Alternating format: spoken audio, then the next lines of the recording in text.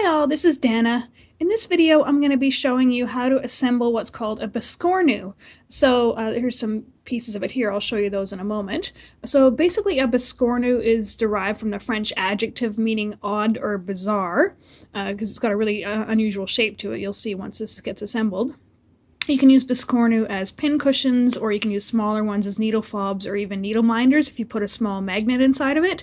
Actually, I'll put a link in the description below for one little free tutorial that I did with a little pattern that you can actually make a little needle minder out of biscornu.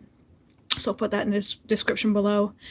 So this pattern here is from the UK designer Lord Libidan. His stuff is really, really cool. So this is obviously based on Japanese sashiko patterns. It's really lovely.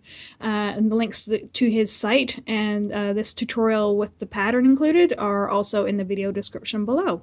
So you can follow along this tutorial and then get the pattern to assemble it yourself. So for this pattern, I've used this is actually 14 count linen Aida. It's really beautiful. It's from Zweigart. I really, really like it. It sort of gives a really nice rustic effect. So it's quite different than a traditional Japanese one where you maybe use like white fabric and then like an indigo dyed cotton over top, or vice versa. You'd use a dark fabric with the white cotton. So this is kind of a more of a modern rustic looking one. So the first thing you're going to want to do is, after stitching this, is you're going to want to wash it and iron it.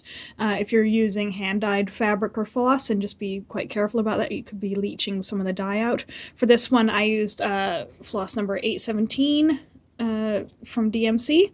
So it's a lovely bright red. And what you're also going to want to do is you're going to want to trim the panels down. So you can see in this image, you can see I've trimmed them down to about 1 centimeter wide, which is roughly about a ½ inch. And you can also see I've clipped the corners. So when you're turning the corners on this, clipping the corners helps prevent bulk on the inside, and it helps the corners turn more evenly. So the next thing you're going to be wanting to do is, you can see I've placed pins in each side. What I've had to do for this pattern, because this pattern is an uneven number of stitches, so what I've done is, you can see here, so on the left side here, there's 21 stitches, and then I've placed my pin, and then here is 20 stitches, and 21 stitches, and 20 stitches. So as you're pinning, you're going to need to keep rotating. You don't want to try and do it while, like, going the other direction, just because this one is an uneven number. So it's 21, and 20. That actually, you'll see why I have to do this, but basically when you're pinning this together, you're going to be matching up each of these stitch numbers, and you do it with the same with the other one as well. 21 and 20. So you just keep doing that for all 8 sides of this, and then I will show you how to assemble this. So what you're going to be wanting to do is, this is assembled kind of cockeyed. This is what gives a biscornu its unique shape. So you're going to be matching these 2 seams up here and stitching them, and then rotating it and stitching them together, and then rotating it. So it ends up, so you're not stitching it together like this, like you normally would with anything else like clothing or whatever. It's actually off center. So this is what gives the biscornu its unique buckled look. So once you've got your marking pins in, what you're going to do, and I'm going to try and do this so it stays in focus, but I'm going to need to figure this out so I can do it and not have it be out of whack. So I've got some pins here. So you're going to get I'm going to fold right to the edge. So you can see this pattern actually has an outline of backstitch. That's there for a really good reason. That's what you're using to attach these 2 together with what's called whip stitch, which I will show you. So you can see how, sorry, out of focus. So you can see how, so I folded the seam under. So it's just folded under by hand. So you can see how the edge of this stitch here, of this panel, and going along, and it's going to match up to this pin exactly. So you're actually wanting to match these stitch by stitch, which is why your stitch counts have to be accurate. So if you are working on a piece that's an uneven number, then you do have to make sure that one side is longer, one side is shorter, and keep that consistent. Otherwise, when you're stitching, things aren't going to go well for you. So what I'm going to do is place that and place a pin. You can do this without a pin, but especially if you've never done this before, it's easier to do it with it pinned, because then you're going to be able to to see where your stitches line up better. And be matching your edges up. So I would keep this center pin in for now. Obviously you're going to want to take it out before you turn your edge, otherwise you're not going to be able to pull the pin out because it's going to get caught in the seam. But I would keep it in there for now until you get just to the edge, just to make sure that you know exactly where that center mark is on this panel here. So just keep that in there for now and then take it out just before you get to that edge. So I'm just going to be lining these up. So use as many pins as you need. And then you're going to be doing what's called a whip stitch to put these together. So whip stitch is really handy, actually. It's a really good way to seam things together. All right, so there's that. So what I'm going to do now is I've got my needle, I've got my thread. So I've got a video on doing the loop method. If you've never seen it, it's super cool and it's really, really easy to do. So I've got my needle. This is how I thread my needles. I've also got one just on needle threaders and how to thread needles and whatnot. So I just push the loop through the eye and pull that, but then you pull it so that the tail, so that this loop end is longer than the short end of your tail here. And you're actually going to loop that through, and that's how your thread's going to be anchored. Alright, so I'm going to show you this. So what you're going to be wanting to do, I'm just going to focus this for a moment, just a moment. We're too close, there we go. So what you're going to be wanting to do is actually going underneath these little back stitches. You're not going to be stitching through them, you're going to go underneath and you're going to be going around and around and catching each stitch together. So for first, I'm going to go under and under. So I'm catching them. And then remember that loop is at the end of the thread and you weave your end of your needle through the loop and you catch it. Sorry if it's a bit out of focus. There we go. I'm just going to focus a bit. So there you go. So again, I can remove this pin now that's been anchored. Because you certainly don't want to be stuck with pins sticking out of it. Alright, it's caught up. Alright, so your whip stitch, you can go any direction you like whether it's easy for you to travel this way or to pin it so that you're traveling this way first, whatever is easiest for you. I'm just going to pull that down so you can see. So your whip stitch, you're going to be literally pulling these two stitches together. So we've done the first one.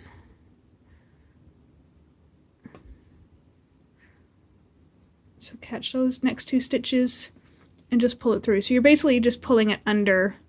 I got caught around a pin. You're basically just pulling it, each whip stitch underneath and then over.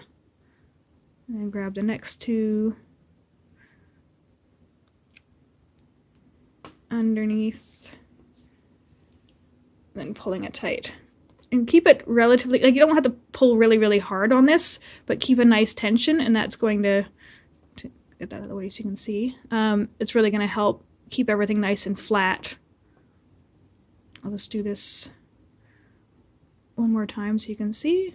Catch under. So this is, when you're doing whip stitch like this, it is a bit of a time-consuming process, but it really, really shows at the end. Right, so you can see it's creating a lovely, nice seam. And you do want to try and use the same color floss or a complementary color. Like say you've got multiple colors in here, you could use another color floss as well. But you are going to obviously have to make sure your stitches are nice and neat because it is going to be visible along this outside edge. So that's the outside edge of your seam. So what I'm going to do is I'm going to keep stitching till I get to the corner here. And then I'll turn the camera back on and show you how to turn, and then that's how you would proceed around the whole thing. So I'll be back in a moment.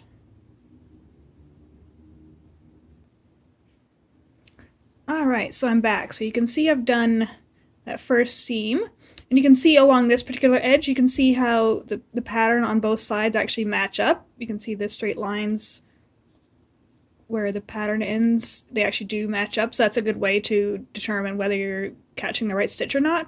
On this particular pattern, it's going to be matching up for half of the sides and then not matching up and then alternating for the other half. So it's going to create actually a really neat texture along this side edge, and you'll see how that side edge actually gets emphasized once it gets put together. So you can see I've still got the center pin there that was marking the center of this panel here. So I'm going to be pulling that out. Put that down there for now.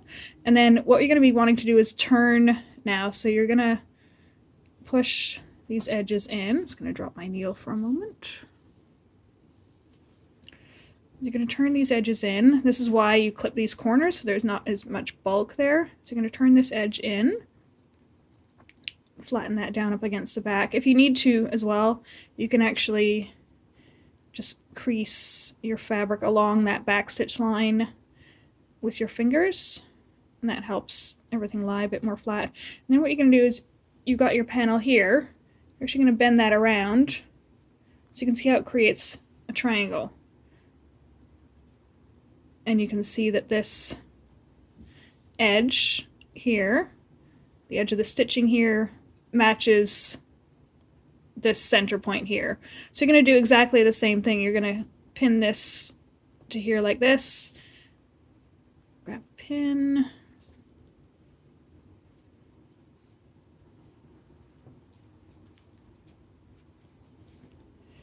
And then you're going to keep doing the whip stitch along this edge until you get to the edge here. Oh, I pinned it wrong. Oh, no, that's right. Yeah, so you can see here's your center of this panel with this pin here, and then here's the edge of your stitching.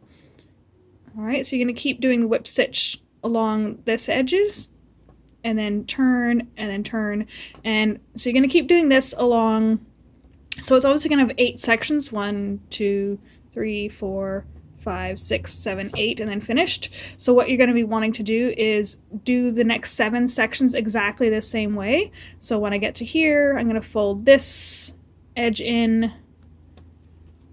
and then pull it up and pin it and stitch it exactly the same way I just did with this one here. And you go, so I want you to go all the way around to the 7th side, and then at the 7th one you're going to be filling it with polyester stuffing or batting or whatever you happen to have floating around, and I'll show you how to do that. And then you're going to finish up that last seam. So I'm going to turn the camera off now and keep stitching, and then I'll be back once I'm ready to show you how it's almost ready to be stuffed.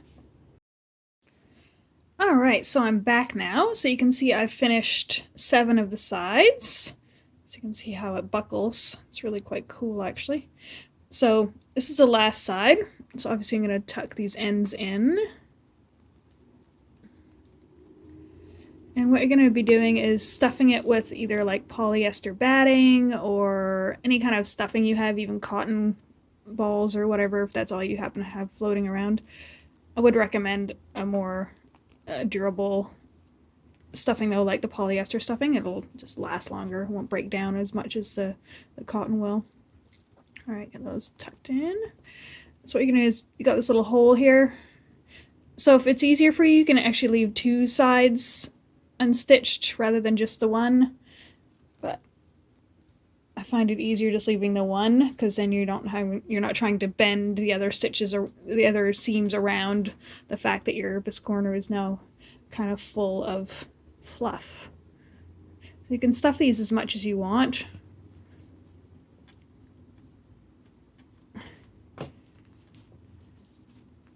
So it just takes a little bit to get the batting in there. Even that's almost enough there, just a little bit more. And then obviously you're going to be stitching up your last side seam the same way. So make sure you've got the batting in all of your corners evenly. You don't want it to be any empty pockets or anything like that. Alright, so that seems pretty decent. Alright, get rid of any fluff. Alright, I've got my last seam here. So again, if you need to, you can pin it closed just to make sure that you're going to be matching up your stitching accurately. Okay, where's my needle? Here we go. Alright, and same thing, you're going to be matching up your stitches. So catching 2 stitches. So you'll have noticed when you're stitching this particular pattern together that the the seams alternate as far as like the little lines I was showing you that end at the edge of the back stitch. Sometimes they match up, sometimes they don't.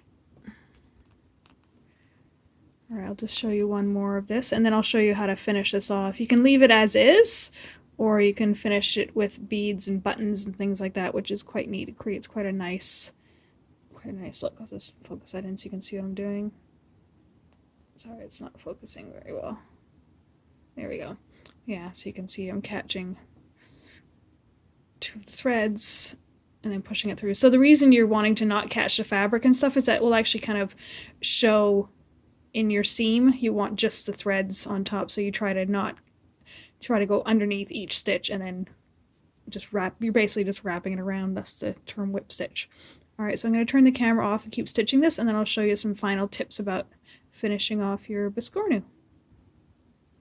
Right, and here you go. Here's the finished biscornu. So I've left the thread on just for now, so I just tied a little knot and pulled it really tight so it actually blends in with the rest of the seams. You can't really see it. So what I'm going to do now is I'm actually going to put little beads right in the center, and this pattern is actually quite good because you can actually see dead center where the center is on each side, so it's really handy. So you can do a couple things, like I've got some here that are these sort of bigger gold beads, which are quite nice, but I'm actually going to use these little tiny seed beads because I think these are going to really suit the delicate nature of this pattern. So, but to do that, I've got I have to switch out my needle because this needle I'm using right now won't fit through the seed beads. So what I'm going to actually do is I'm just going to leave this back on here for now, for a moment. I'll show you one way to switch out your needle through a project. Because I'll show you the needle I'm using. If you have any questions about beadwork in general, I can show you. I'll put a link in the description below. So I'm just going to go right up into the center and then pull the thread through. I'll show you, I'll put a link in the description below of a tutorial I did on beading specifically. Oh, I just lost my needle. So I'm just going to bring this up so I can bring the thread through. All right. Okay, and then pull the needle off. So this is it's called a wide eye or a big eye needle that I'm using here. It doesn't look like it's a needle at all, but it's actually super cool because it splits open. Super cool, but it's because it's flexible, or it's not super flexible, but it is more flexible, more delicate. So I wouldn't want to stitch the entire seams up with this. Like it would take a really long time because you'd always be trying to be really, really careful with this one. So what I'm going to do is I'm going to thread one of my beads onto this needle.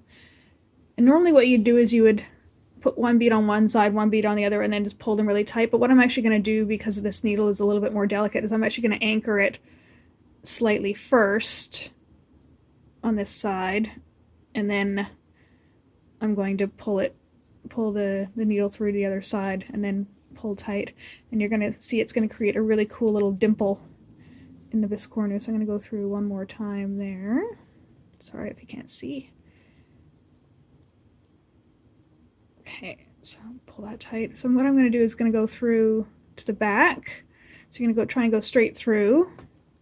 And like I said, on this pattern here, it's really easy to see where the center is. Kind of keep feeling around. This needle, it is a little tricky because it is kind of bendy. Where am I? Right there. One more.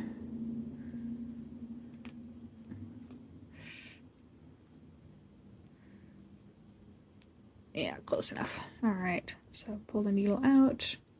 So I'm not pulling very tight right now. I'll wait until I've got the other bead on my needle first. But what you could do as well, if you are using this kind of more delicate needle, before you do that, you could pull it a little bit tight, so you're creating a dimple on that side. So you're basically pinching it really, really hard with your fingers so that you're not actually having to put any strain on the needle itself. And then you're going to try and just catch a little bit of your stitching really carefully just to anchor it into that dimpled shape. Like I said, if you're using buttons that have bigger holes, that you can use a more sort of robust needle, I'll say, then you don't have to worry about this. You can just literally feed your needle through each side of the thing with the biscornu with the button on each side, and then pull tight, and the buttons will actually pull each together tightly, but this way it's gonna protect the needle a little bit. All right, so pin that down. Gonna anchor this to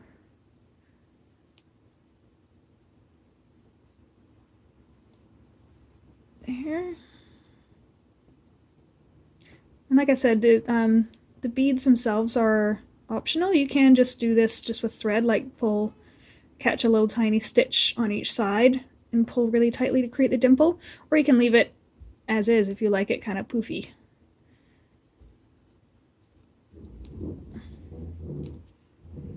Alright, so that's anchored there. So I'm going to go through once more and then go through the other side and then catch that bead on the other side again. And give it one more little pull, and that will keep it really nice and tight.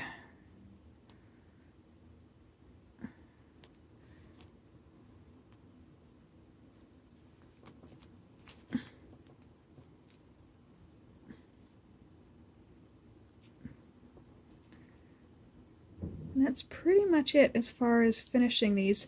What you can do as well is, if you want, you can do this while you're stitching the biscornu. So I'm going to go through again, catch the other side one more time.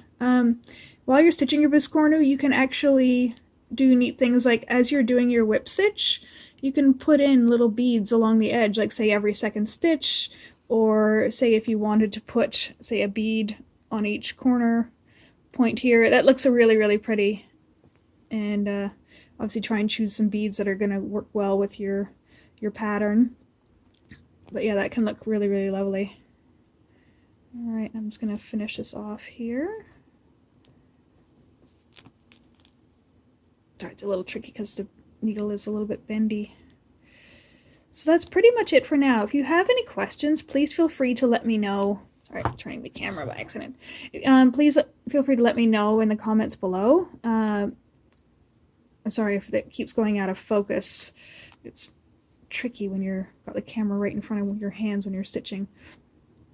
And also, if you would like any of the free patterns that are in the Peacock Lounge, which is a members only mailing list that I have on my site, you can go to the little pop-up that's going to pop up on the right hand side of your screen right now and just sign up, and then you'll get access to all the free patterns that are on my site. This one is a free pattern by Lord Libidan, so that one's going to be available regardless of whether you sign up to the Peacock Lounge or not. Sorry, I just made a knot, so I'm going to fix that after I turn the camera off. So that's basically your biscornu there. Isn't it cute? So you can see why when you line it up half and half, like offset, it creates that kind of buckled shape. So that's really, really sweet. So yeah, so that one's going to be the free pattern.